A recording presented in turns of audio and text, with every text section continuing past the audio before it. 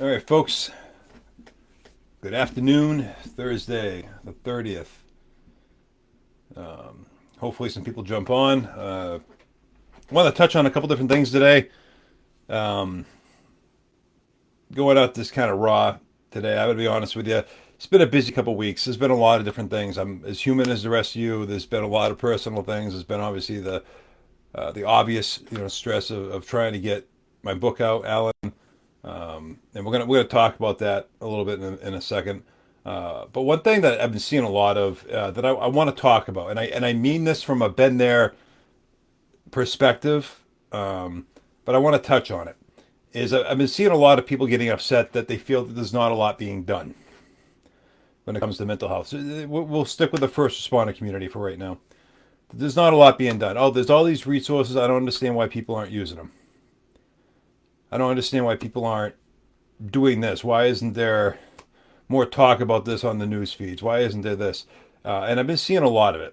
And what I'm about to talk about isn't aimed just at a certain post that I got involved in this morning. This is a general, broad statement to everyone listening and everyone who watches this, and for everyone who's wondering why more isn't being done, quote unquote. First off, disclaimer: there's a lot of changes that have happened with regards to mental health, trauma, PTSD, and resources thereof in the first responder world. There's been a ton. For anyone who's been around for any length of time, the last 5 to 7 years has been a huge shift. Not a big enough one, but enough of one where awareness is now there. But we've stalled out. And we stalled out because people are living with a fear of trying to push it further. And I appreciate it, but I think this needs to be said. I think a lot of people, even people who are doing a lot, that are putting themselves out there and even doing quite a bit. I think a lot of us stall out at, I don't want to push what really needs to be done because I'm afraid of whatever, being cast out, being labeled, being whatever it is. And I'm going to tell you this: there is when it comes to people who are afraid of being like, hey, I really think we need this resource to come in. I think this person needs to come in and give a presentation. Whatever it is a fear of being labeled, right? The the perspective that I want to share is the following. There is not a moment in life that is as terrifying and as scary as when you are someone who makes a suicide attempt. There is not another moment in my life that I can bring back into memory that is more terrifying than at least the last suicide attempt I made. When I committed to the act of pulling the trigger on the gun that was against the side of my head, that was the most scared I have ever been in my 45, almost 46 years on this planet. Now, there are tens of thousands, hundreds of thousands of other people who go through this. There are 50,000 a year that succeed. Now, whether that's, a lethal combination of pills and alcohol, or, putting the rope around your neck and jumping off the chair, jumping off a bridge, or putting a gun against your head, the most scared you will be in life is in that moment. And all those people who do it, all those people who are getting to that point are worth us pushing to get more resources and having more training and proactive education with regards to this. Every one of those people, all you listening, everyone, everyone is worth engaging in that. So when you hold back and you constantly ask yourself, why is it more being done? Why aren't there more resources? Why aren't there this? Why don't people get more involved? It's because those of us that are able to aren't pushing this to the people that need to. We need to be demanding more mental health training from our administrators, from the brass, from the captains, from the operations managers, from the owners, from the CEOs, whatever it is. We need to be demanding this. In the first responder world, the job just isn't killing us the way it used to. We're dying by our own hands 2 to 3 times more than the job is killing. That's just at least the fire service. Never mind, cost is a lot worse. So why aren't we demanding more? More. For our brothers and our sisters, why aren't we demanding more proactive mental health training? And this is no offense to any doctors or anyone else out there, but a textbook presentation only goes so far. Bringing out the DSM whatever version they're up to now, and given the textbook definition of what PTSD and trauma look like and why it happens, only goes so far. Those of us in the first responder world live off of word of mouth, and we live off of people who've been there, military world included. We need to have more accessibility to real lived experience presentations by people who are willing to do them. And there's more than just a couple of us that do them. But we're not being utilized to the best potential that we can be. And a lot of that is the fear that holds people back from asking their departments or their organizations or whatever, hey, we need this. Every single member of every single organization, department in the first responder community needs to have access to how this works. There's a lot of misnomers. A lot of people think they're going to go to therapy, they're going to sit on a couch, and poof, everything's better. Their marriage is better, their job is better, the nightmares go away. It doesn't work that way. And a lot of the reason I feel, in my experience, and the people I've talked to, why a lot of the resources aren't being used is because people don't understand how it works. By bringing in this training, by bringing in these wellness programs and these presenters in a proactive way, we're going to give the people the tools they need to understand how this works. That's what we need to do. And I get it. Back in my day, I didn't push for a lot of things that I was uncomfortable with.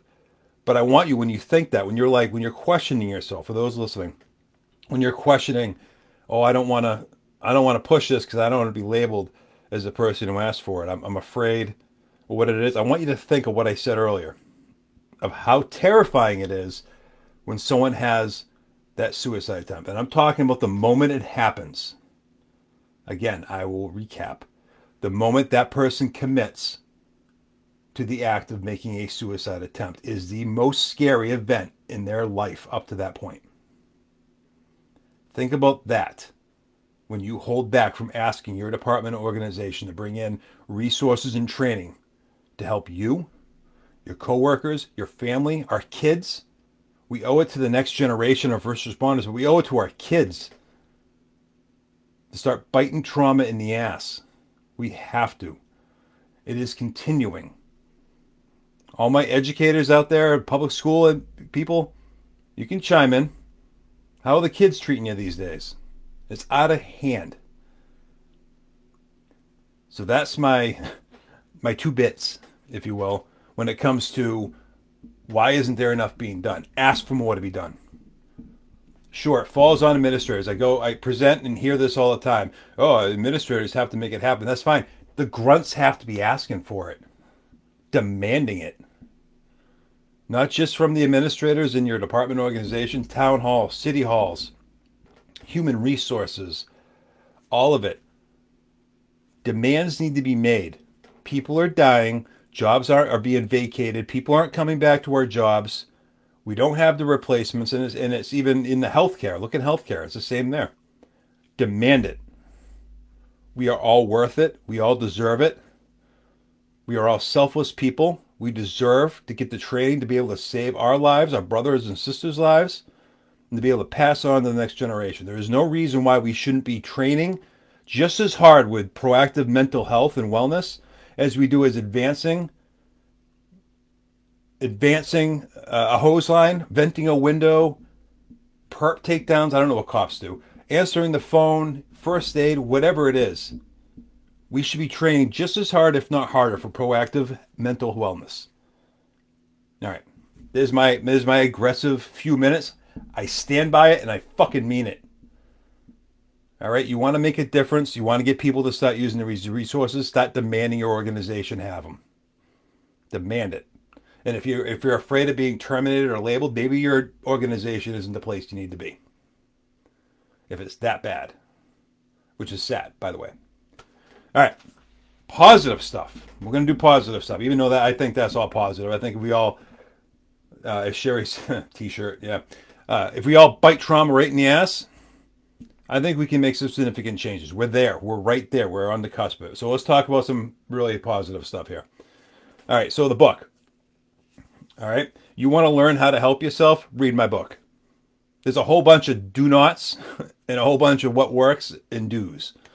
And I am completely vulnerable in this book. I guarantee you will probably never find another book, or at least right now, you won't find a book this raw and this vivid that paints this clear of a picture of what happens when someone with unresolved trauma continues to not deal with it through a career of being a first responder. So as of, and this all happened very quickly, the Kindle had been on a pre-order for a while.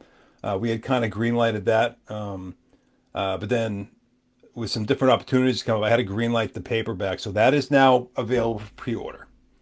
You can pre-order both. I've been pushing everyone to Amazon. The distributor's supposed to have people out to a bunch of other ones. We can't currently find it on Walmart or Target, but it is on Barnes & Noble and Amazon. I'm pushing people to Amazon. The actual launch date for it is June 4th, so if you pre-order it, it won't get shipped, as far as I know, until June 4th. Now, with that comes this. A lot of how I present is based off of what I put into that book. Now, that book took me 9 years to write in five different versions for a reason. And the reason is I want people to have a perspective, not just an angry person bitching about what happened to them in life.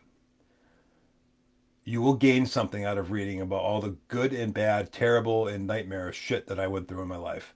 You don't have to have compared. You don't have to compare to it and be like, oh, I never went through that. Every single person that reads this book will get something out. There is something of relevance in everyone's life that happened in mine. I just happen to be on the really awful end of the spectrum when it comes to the sheer amount of trauma. But I'm here. And that's sort of the message here for this part of this video today is that I'm here. I made it, and so can you. Okay? I give my life story as sort of a glimpse into a window of how to make it through this shit. And maybe my way won't work for you, but it opens your mind to what is out there for possibilities. And one thing that I figured out along this journey that I didn't know was that it's not just about therapy. It's not just about shoving a pill down your mouth and becoming a zombie.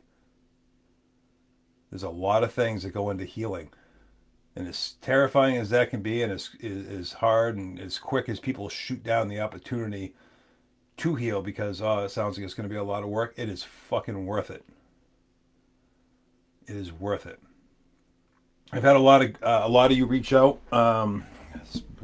specifically since yesterday or the day before this week. I've had a lot of people reach out this week. I got some people ordering books that are having them shipped to me to sign. That's great. That's awesome. I'm very honored, and honestly, I still have a hard time accepting that that's happening because they want to ship them to me so I can sign them. That's cool. That's impressive to me. I've never thought I'd be there. Here I am.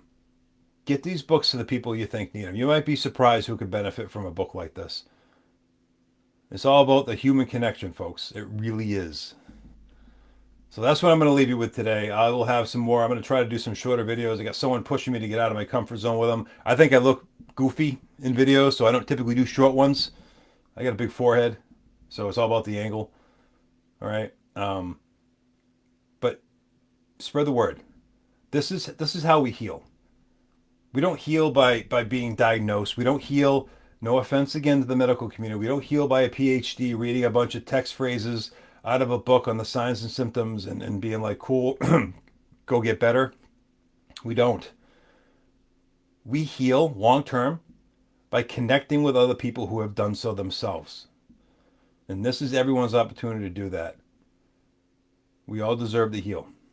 So I hope you'll buy my book. There'll be more coming out. I'm finalizing what will be, whatever the book launch will be, whether I send out like an invite for a live or I just do a Facebook Live and invite people who gave testimonials and different things to be part of it.